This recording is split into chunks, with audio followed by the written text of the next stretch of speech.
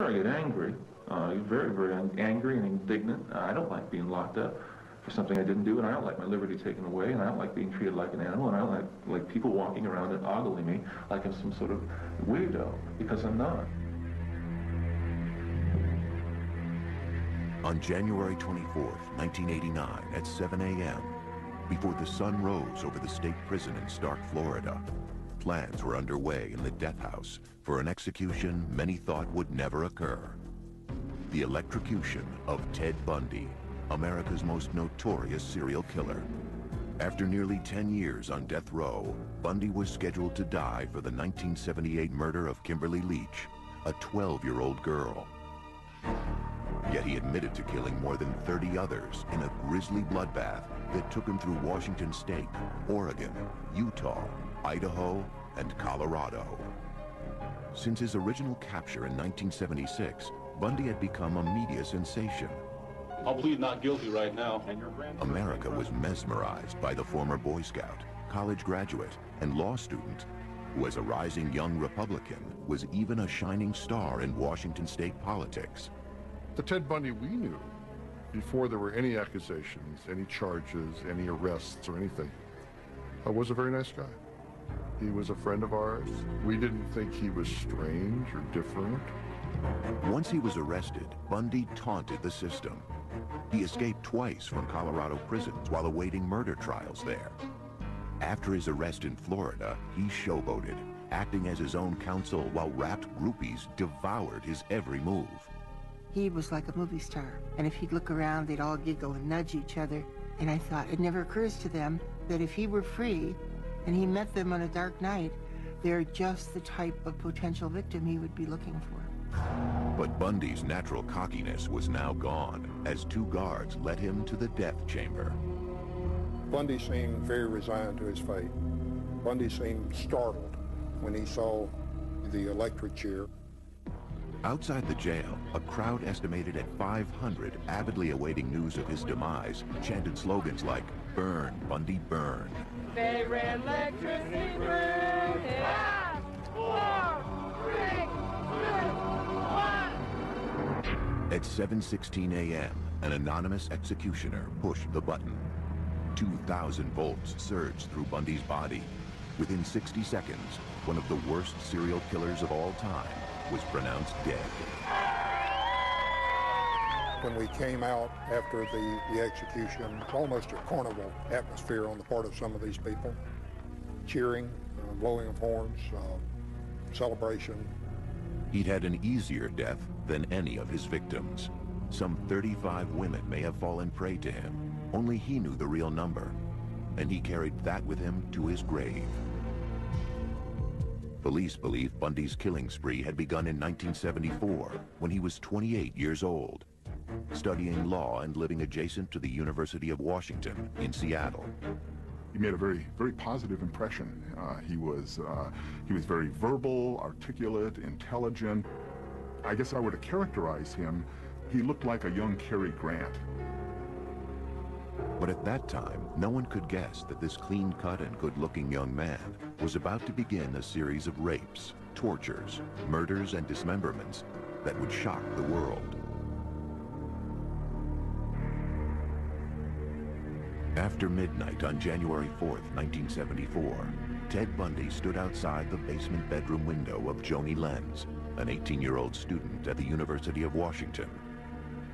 He entered her bedroom through a door accessible from outside, and while she slept, he savagely bludgeoned her with a crowbar. The next morning, Joni was found surrounded by a pool of blood. A bed rod had been torn away from her headboard, and in a sexual frenzy, rammed into her vagina. There was a specific reason why Bundy singled out Joni. It was a physical characteristic she shared with almost all of his victims. She wore her hair long and parted in the middle, but it would take years before the police understood why that moved Bundy to murder. Linda Ann Healy was a senior at the University of Washington, majoring in psychology. On January 31st, 1974, after Linda had gone to bed, Bundy broke into her room. He knocked her unconscious, wrapped her in bed sheets, and quietly carried Linda out of the house. her scattered body parts and decapitated skull wouldn't be found for a year. To those who would track him and those who would later try to understand his crimes, the question remained: how could this charming and intelligent young man commit such unspeakable crimes against people he didn't even know? They are things. They are victims. They are not women. And I never heard him really use the term women or females or anything very often. He referred to them as things, as objects. The other person's life doesn't have value, since he doesn't see her as a real person with real needs. And if anything, the idea that investigators and the community will be shocked and the parents will suffer just makes it all the more exciting, because he's getting even. Yet somehow Bundy, like other serial killers, was able to keep the murderous rage hidden inside of him secret. To his friends, family, and colleagues, he seemed very well adjusted. Nice person. And he was a person that we socialized with, and we knew a little bit professionally, and I thought was really an up-and-comer, somebody who was going to do well in life. One of the very important aspects of the facade that he built was one of great sincerity. He literally oozed sincerity. Yet appearances can deceive, and Ted Bundy was a master of deception. Little did I realize, of course, at the time that that was a carefully crafted social veneer that he had laboriously developed and used in his interactions. I never saw any aspects of the monster that lurked behind that mask. But by 1974, the monster who lived behind the mask had been there for a long time, perhaps since Ted's earliest childhood. I have always felt that beneath the veneer of a normal childhood was some great hostility toward someone, probably his mother.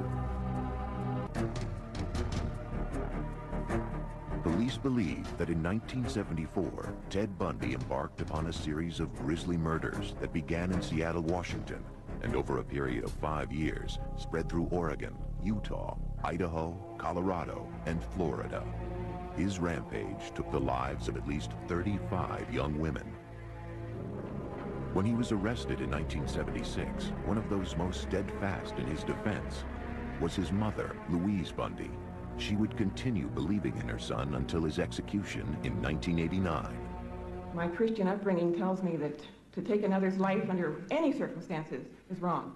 And I don't believe the state of Florida is above the laws of God. Louise is a petite woman, a very nice woman. She was in denial until the night before Ted was executed, when he told her the truth. Many experts believe the seeds of Bundy's rage were planted in his childhood.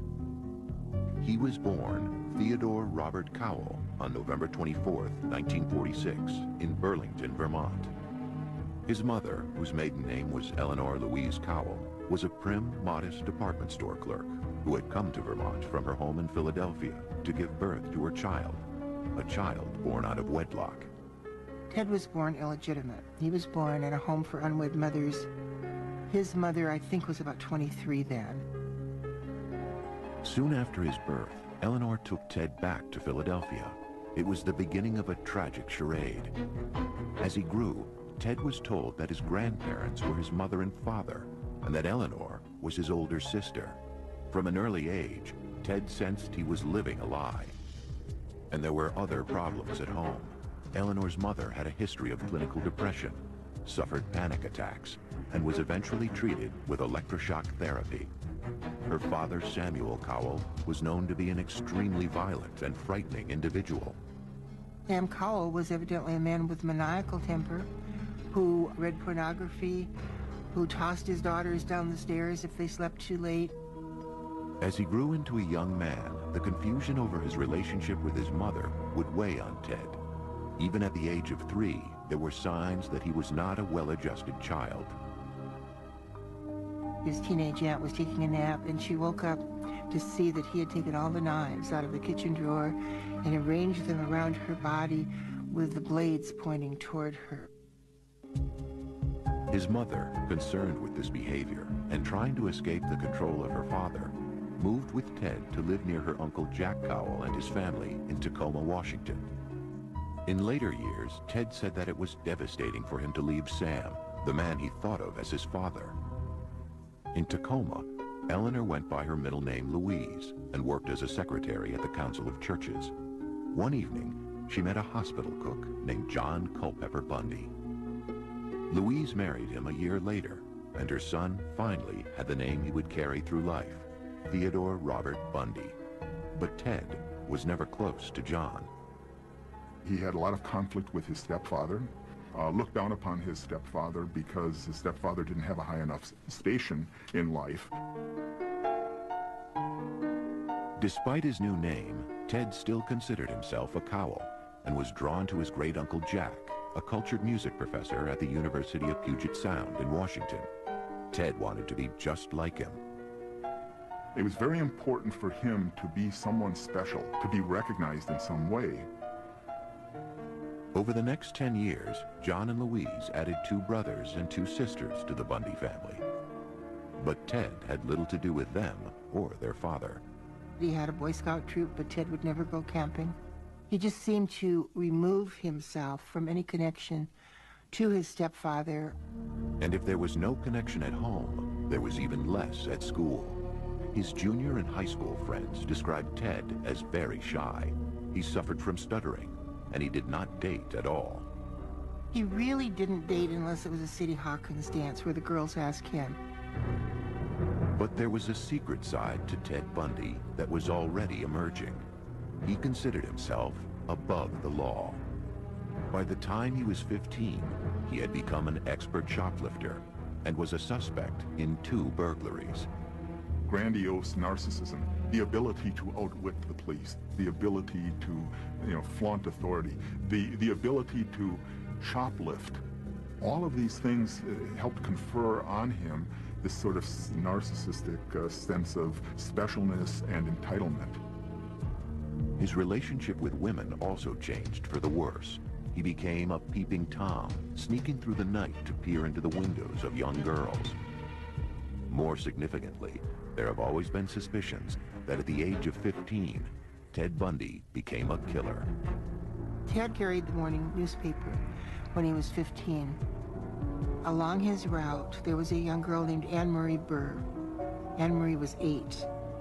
Ted knew Anne Marie. She took piano lessons from his great-uncle Jack.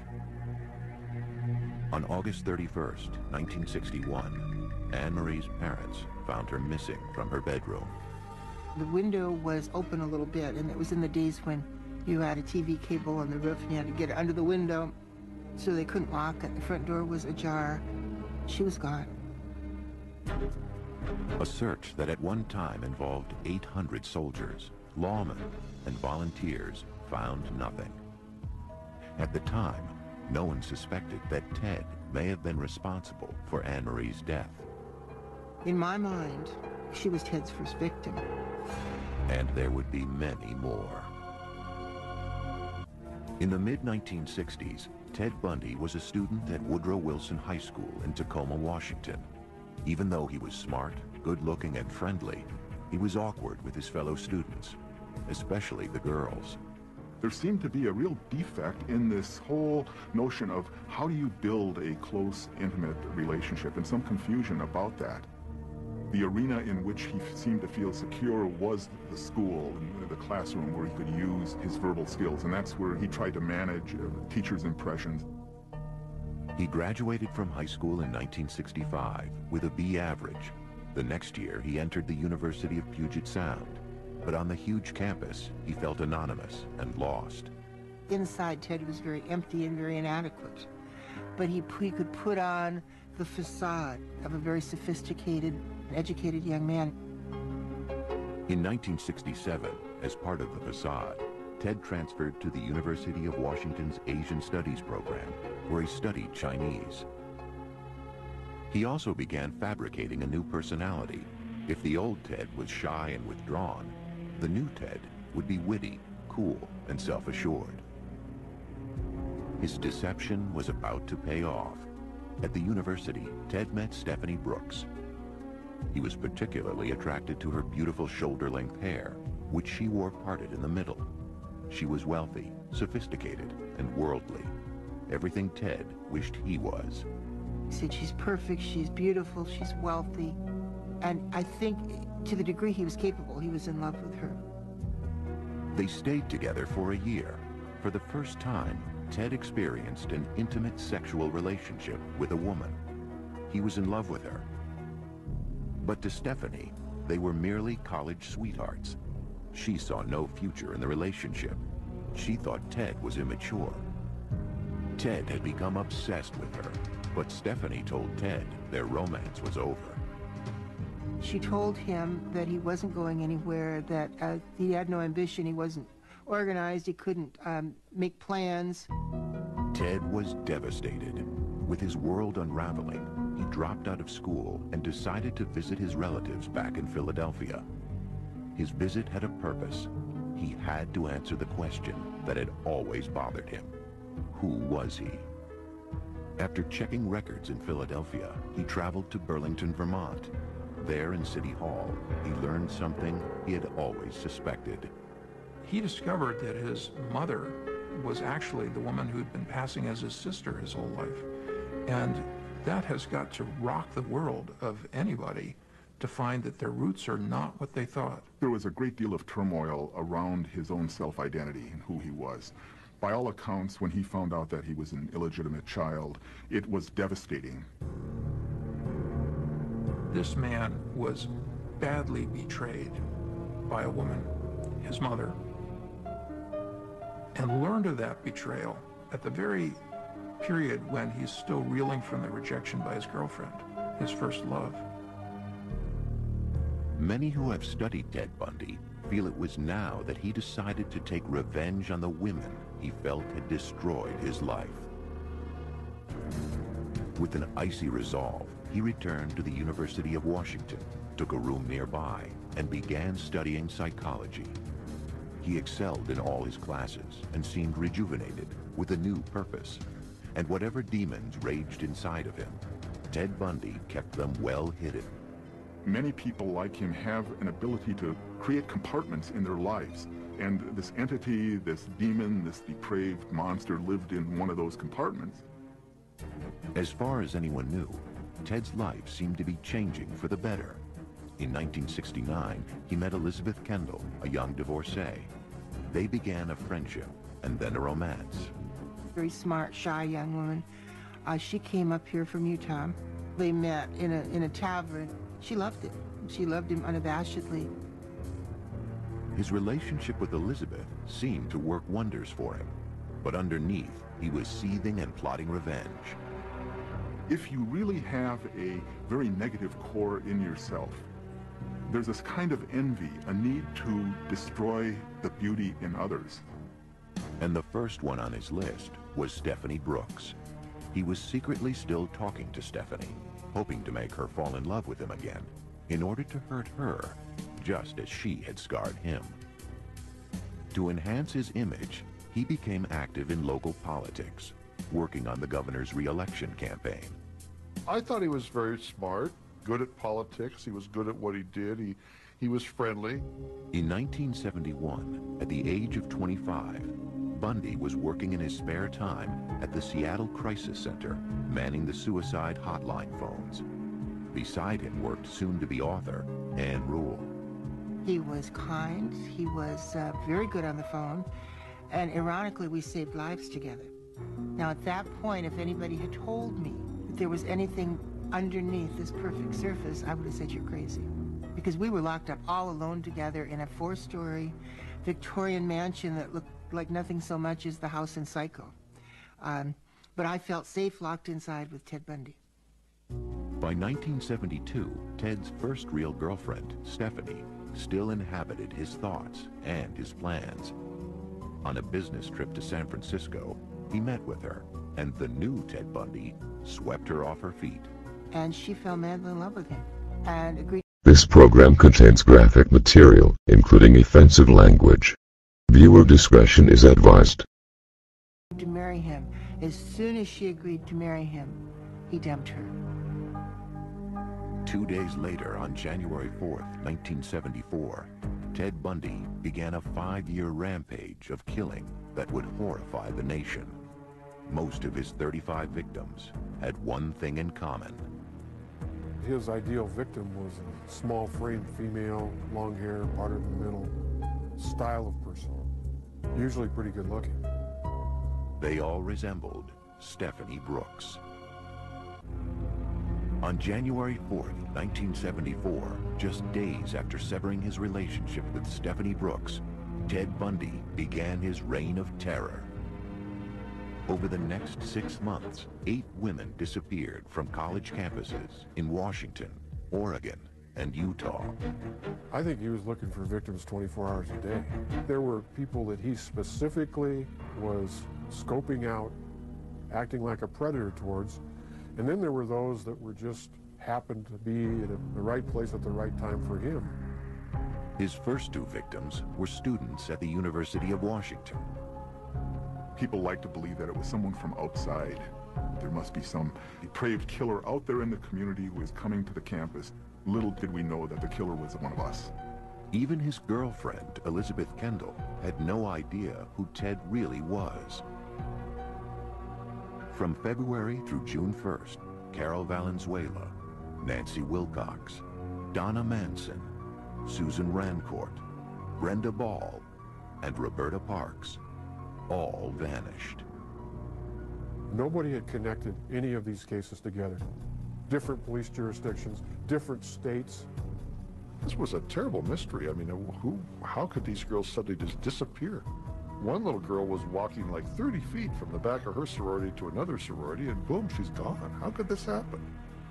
Her name was Georgianne Hawkins. Years later, after his capture, Bundy divulged the perverse methods he used to stalk and capture so many of his victims. He preyed upon their kindness by pretending to be injured. The girls he picked were all helping kinds of people. Here's this guy on crutches often, limping along, dropping his books, and he would ask young women, well, could you help me get these to my car? That was the ruse he used on Georgianne Hawkins. As she bent over to put his books into his car, Bundy grabbed a tire iron he had hidden. He hit her over the head and pushed her into the car. He would secure their hands in some fashion, either with handcuffs, strips of sheet, or leather. His seat was missing, so they could lay down in there and no one would ever see him. Bundy usually drove his victims into the deep woods surrounding Seattle. If they survived his attack with the crowbar, he would sexually assault them. From his point of view, the thing that would make for good sex is an attractive woman whom he's going to handcuff, terrorize, and make her believe that she's going to die. Later, on death row, he was asked what it was like to murder someone. And he answered, murder is not about lust and it's not about violence, it's about possession. When you feel the last breath of life coming out of the woman, you look into her eyes. At that point, it's being God.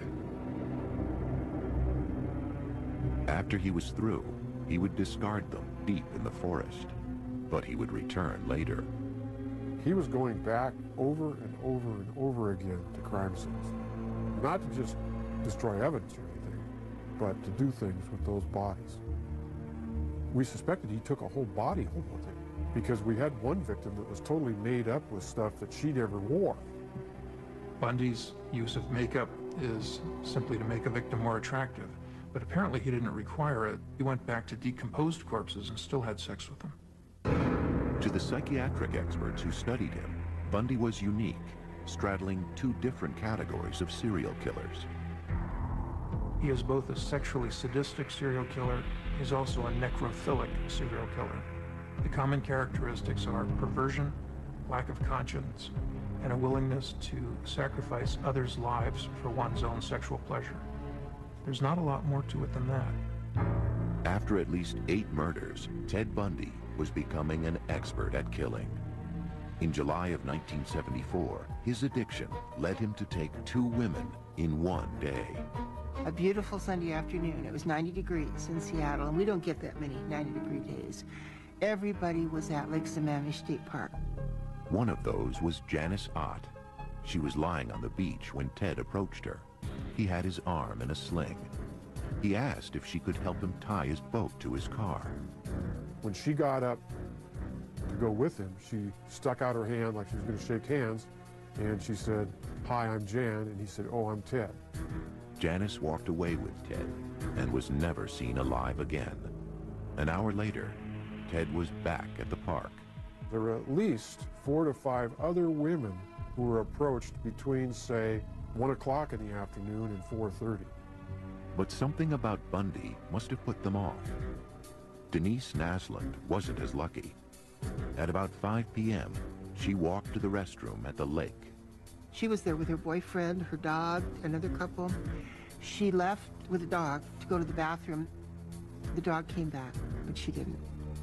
After the disappearance of Ott and Naslund, witnesses who had met with the mysterious Ted at Lake Sammamish that afternoon came forward. A composite sketch of the man was circulated. The police received 3,500 tips and compiled a list of potential suspects named Ted. Bundy's name was among them. The name Ted was brought up. I never made the connect at all. You only met the monster through his acts.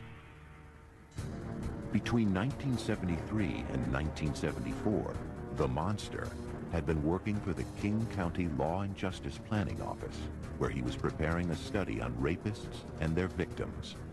He was also secretly studying the procedures the police were using to try and catch him. By October 1974, 5 more bodies had been found, but most of them had decomposed or were just scattered bones. Bundy had left no clues, and he was long gone. 2 months earlier, he had been accepted to the Utah University School of Law, but he could not stop himself from killing. The Ted Bundy that we knew was not a murderer, but maybe an hour later he was. That's the awful part. Though his outward mask still projected charm and sincerity, the killer underneath it was about to be revealed. Bundy would soon be identified when one of his victims escaped. By early November 1974, Ted Bundy had murdered at least 11 women in Washington and Oregon, and 2 more in Utah, where he was now living. At the same time, he was studying law at Utah University. Probably could have easily become a lawyer if he hadn't been consumed with murder 24 hours a day. The thing is, with serial killers, they are addicted to murder. It's like any other addiction. People may try it first for a high, but you need more and more of the substance, and the substance is murder. But Bundy was about to make his first mistake. On November 8th, posing as an off-duty policeman, he tried to abduct 19-year-old Carol Duranche from a shopping center. He told her someone had broken into her car and offered to help. But inside his car, he tried to handcuff her. Carol fought back, and with the handcuffs still on her wrists, was able to jump out of the car and escape. Here we have a living victim that's able to describe her abductor, describe the car, and also provide evidence with the handcuff that was still on her wrist. But the police still had no idea who her attacker could be, and Bundy was a master of disguise. He just looked different all the time. One time he'd have a beard, one time he'd have long stringy hair, one time he'd have a short haircut, and I think it varied with, what he was doing at the time. As 1975 began, Bundy widened his net to include Utah, Idaho, and Colorado. He killed 8 women between January and August, but there was no way to connect the murders. Since July of 1974, the Washington police had whittled down their number of suspects named Ted to 200. Bundy remained on their roster, but still, no one suspected the law student at Utah University. The disappearances come closer together, the murders come closer together, the orchestration is more finely tuned. But Bundy's luck was about to change. Early on the morning of August 15th, Bundy's car was stopped by a police officer in Utah. Because he had been driving erratically, his car was searched. In the midst of that investigation, the trooper found this bag. And in the bag was a crowbar, handcuffs, ski mask, So he carried his own chamber of horrors around with him. Bundy was immediately arrested on suspicion of burglary. They also found gas receipts and maps that later linked Bundy to the sites of the abductions in Colorado. And more importantly, in a police lineup, Carol DeRange identified Bundy as the man who had attacked her. We were shocked. We couldn't believe it. We tried to raise money for a defense fund for him and tried to protect him. We couldn't believe it. They had to have the wrong guy. On February 23rd, 1976, Bundy went on trial for her attempted kidnapping. As the trial began, Bundy sat in the courtroom, totally convinced that he would be found innocent. But on the stand, Carol DeRange told of her ordeal at his hands and pointed Bundy out as her assailant. He was found guilty and sentenced to 15 years in prison. While he was incarcerated, investigators linked him to the murder of Karen Campbell in Colorado. But nothing fazed Ted Bundy, even being featured as the lead story on the evening news. Have you ever physically harmed anyone? Ever physically harmed anyone? No. No. You know, again, not in the context, I think, that you're speaking of. Ted was very self-assured to the point of cockiness. Even when the murder charges had been filed. In April of 1977, he was transferred to Colorado to await trial. There, Bundy fired his lawyers and was granted permission to defend himself in the upcoming case. Bundy had supreme confidence in his intellect, in his ability to beat the system, to work the system. Even if it meant avoiding trial completely. 2 months later, after casing out the court's law library, he jumped out of a 2-story window and escaped. Though captured 6 days later, he wouldn't stay locked up for long. I've matured in the past year. Believe me, I've grown in the past year, and I've learned a lot of things about myself in the past year. My only misgivings is that I might never be in a position to apply it, on the streets where I'd like to apply it. But soon he would apply it. On New Year's Eve, 1977, Ted Bundy shimmied through an air duct of the Colorado jail and walked to freedom. He went through the top of his cell, down through the jailer's apartment, out into a blizzard. Free once again, Ted Bundy would continue to kill. Ted Bundy had succeeded in a spectacular prison escape and had made his way to Florida. He was now on the FBI's most wanted list, something he must have relished. Loved it, loved it. I always said that infamy became Ted. He changed his name, grew a beard, and spent his time walking the Florida State University campus in Tallahassee. I think it was about January 8th when he rolled into town, determined, as he said in his confession, never to so much as jaywalk. But he wouldn't keep that resolution. Sometime after midnight on January 15, 1978, just 2 weeks after his escape, Bundy entered the back door of the university's Chi Omega sorority house. As his victims slept, Ted Bundy crept from room to room. He bludgeoned, raped, and killed Lisa Levy and Margaret Bowman. He assaulted and almost killed roommates Karen Chandler and Kathy Kleiner. I think he went in that house to kill every single woman in it. But Bundy wasn't finished. Less than a mile away, he broke into the apartment of Cheryl Thomas. Though he savagely beat her and left her to die, she survived. She was the 5th woman Bundy had attacked that night. It's not something that's causing him guilt because he's free of that. He feels justified and entitled. After what women did to him, why shouldn't he do this to women? 3 weeks later, he would kill again. His victim was 12-year-old Kimberly Leach, an attractive and popular junior high school student. Kimberly was kidnapped, brutally assaulted, and killed. But Bundy's reign of terror was about to end. On February 15, 1978, a patrolman pulled over a VW Bug that had been reported stolen. Ted tried to flee on foot. There was a struggle. There was actually a round fired, and the officer was able to bring Ted into custody. Bundy was arrested and identified. Over the following months, investigators in Florida gathered evidence that tied Bundy to Kimberly Leach's murder and the murders and assaults at the sorority house. Though other states sought to extradite Bundy, his first trial would begin in Florida on July 7, 1979. You're going to represent yourself, or you're going to get another attorney? I'm staying with the man I know best right now, and that's me. Bundy acted as his own defense attorney in the Chi Omega murders. He took depositions of witnesses. He filed his own motions, and I responded to those strictly on a professional basis. But at one point, as he questioned an officer about one of the murder scenes, the jurors had a terrifying view of the real Ted Bundy. He walked toward the jury, and you could see them kind of lean back in their chairs as he approached them. And he asked a few perfunctory questions of the officer, and then asked him to please state with great detail what you saw when you pulled back those sheets.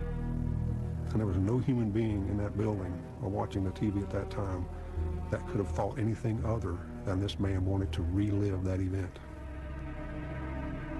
2 weeks later, Bundy was found guilty and sentenced to death for the murders of Lisa Levy and Margaret Bowman.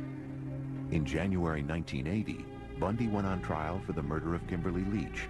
Again, he was found guilty and sentenced to death. But his execution would not take place for some time. Over the next 9 years, Bundy would appeal his convictions and cheat death by a series of last-minute stays, sometimes only minutes before his sentence was to be carried out.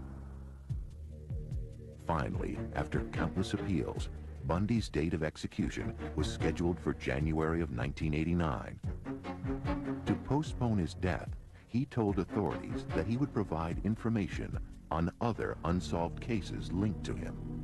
He gives them just enough information to get their interest, to show them that he does, in fact, know what he's talking about. And then Bundy systematically tells these investigators, you need to get with your authorities and have them contact the Florida authorities, because I need more time to tell you this. This is all I can tell you today. And I need more time. If you can just get the Florida authorities to agree to more time, I can provide you with all of the details. It was a desperate ploy. It was a last-ditch effort, but even there, I think Bundy, up until the morning of his execution, Bundy really thought that he could postpone the inevitable. But he couldn't. On January 24, 1989, at the age of 41, Ted Bundy, the articulate, handsome boy next door, a man who had the capability of being virtually anything he wanted, but who instead chose to become a monster obsessed with murder, was executed in the electric chair. The real question isn't how to remember Ted Bundy. The question is how to remember all those girls. You know, right at the prime of their lives. You know, all these kids were 19, 20 years old. They had the world by the tail. They had the future.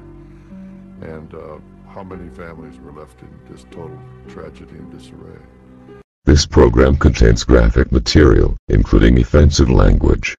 Viewer discretion is advised.